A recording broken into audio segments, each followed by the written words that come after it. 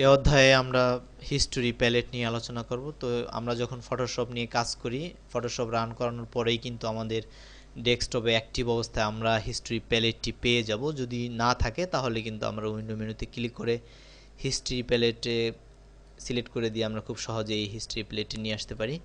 তো হিস্ট্রি প্যালেটটি কি, এই প্রসঙ্গে যাওয়ার আগে আমি এখানে কিছু কাজ করে নিতে চাচ্ছি। অর্থাৎ এখানে আমরা যে একটি নতুন ডকুমেন্টস নিয়েছি, এখানে একটি শাপলা ফুলের ইমেজ রয়েছে এবং একটি ফ্লাওয়ার লাল কালারের একটি লেখা রয়েছে। এবং আমরা যদি এখন এই এসিডিসি থেকে কোনো নতুন ইমেজকে এখানে কপি করে এনে আমাদের ডিজাইনের প্রয়োজনে আমরা ব্যবহার করতে চাই, সেটিও কিন্তু আমরা এখন করব। এখানে নতুন একটি লেয়ার নিয়ে নিচ্ছি এবং নতুন লেয়ার নিয়ে আমি যেই ইমেজটি কপি করেছিলাম সেটি কিন্তু এখানে পেস্ট করে নিয়ে আসলাম এবং এটিকে আরও ছোট করে দিলাম। তো ছোট করে দিয়ে আমি এক প্রান্তে রাখলাম। তো এখন আমি এই শাপলা ফুলের ইমেজটি এই পাশে রাখছি এবং এটিকে এই পাশে রেখে ফ্লাওয়ার লেখাটি আমি মাঝ বরাবর নিয়ে আসছি এবং আমার কাছে মনে হচ্ছে যে আমাদের ডিজাইনের প্রয়োজনে ফুলের যে ডিজাইনটি আমরা করতে চাচ্ছি, এখানে ফ্লাওয়ার লেখাটি লাল না হয়ে যদি সবুজ হতো সেই ক্ষেত্রে কিন্তু হয়তো ভালো হতো।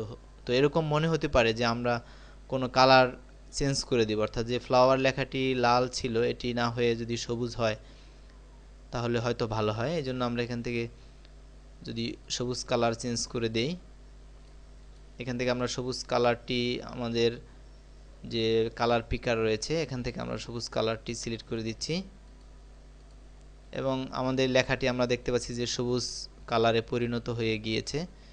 এবং এই ইমেজটি আমরা চাচ্ছি যে এই ফ্লাওয়ার লেখার নিচে থাকবে, তো এখানে আমরা দিয়ে দিচ্ছি এবং এটি চাচ্ছি যে মাঝামাঝি। তো এই যে যতগুলো কাজ আমরা করলাম সেটি কিন্তু অলরেডি হিস্ট্রি প্যালেটে রয়ে গিয়েছে। অর্থাৎ প্রথম যখন নাকি আমরা নতুন করে একটি ডকুমেন্ট ক্রিয়েট করেছিলাম সেটি কিন্তু হিস্ট্রি প্যালেটের প্রথমে রয়েছে এবং যেই ছবি এখানে ইম্পোর্ট করেছি অর্থাৎ পেস্ট করেছি সেটিও কিন্তু অলরেডি এখানে রেকর্ড অবস্থায় রয়ে গেছে। এবং এই ইমেজটিকে যখন আমরা ছোট করেছিলাম সেটিও কিন্তু ফ্রি ট্রান্সফারের মাধ্যমে আমরা দেখতে পাচ্ছি এবং টাইপ টুল দিয়ে যতগুলো লেখা আমরা লিখেছি এখানে সবগুলো লেখা কিন্তু অলরেডি এখানে রয়ে গিয়েছে। যে আমরা যে এখানে লিখেছিলাম ফ্লাওয়ার, সেই ফ্লাওয়ার লেখাটি কিন্তু রয়ে গিয়েছে এবং লাল ছিল এবং সেখান থেকে আমরা সবুজ পরিবর্তন করেছি সেটিও কিন্তু রয়ে গিয়েছে। তো এভাবে যতগুলো কাজ আমরা এখানে করেছি সবগুলো কিন্তু হিস্ট্রি প্লেটে রয়ে গিয়েছে।